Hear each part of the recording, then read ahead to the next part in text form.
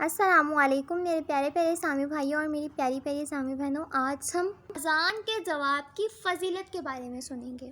چنانچہ امیر المؤمنین حضرت سیدنا عمر بن خطاب رضی اللہ تعالیٰ عنہ سے روایت ہے کہ نبی پاک صلی اللہ علیہ وآلہ وسلم نے فرمایا، جب مؤذن اللہ اکبر کہے تو تم میں سے کوئی اللہ اکبر کہے۔ پھر مؤذن اشہد اللہ الہ الا اللہ کہے تو وہ شخص اشہد ان لا الہ الا اللہ کہے۔ پھر مؤذن اشہد ان محمد الرسول اللہ کہے تو وہ شخص اشہد ان محمد الرسول اللہ کہے۔ پھر مؤذن حی علی الصلاۃ کہے تو وہ شخص لا حول ولا قوۃ الا باللہ کہے۔ پھر مؤذن حی علی الفلاح کہے تو وہ شخص لا حول ولا قوۃ الا باللہ کہے۔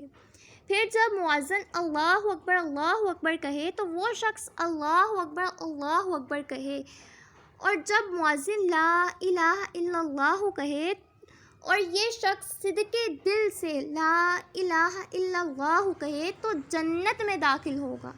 سبحان اللہ۔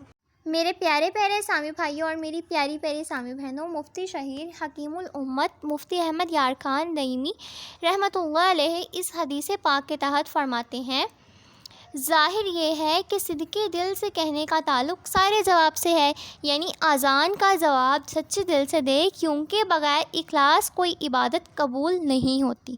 میرے پیارے پیارے سامع بھائیوں اور میری پیاری پیاری سامع بہنوں، امید کرتی ہوں آج سے آپ اذان کا جواب دینے میں کوتاہی نہیں کریں گے اور اذان کا جواب صدق دل سے یعنی سچے دل سے دینے کی پوری کوشش کریں گے۔ امید کرتی ہوں آپ میری ویڈیو کو لائک، شیئر اور سبسکرائب ضرور کریں گے۔ فی امان اللہ، اللہ حافظ۔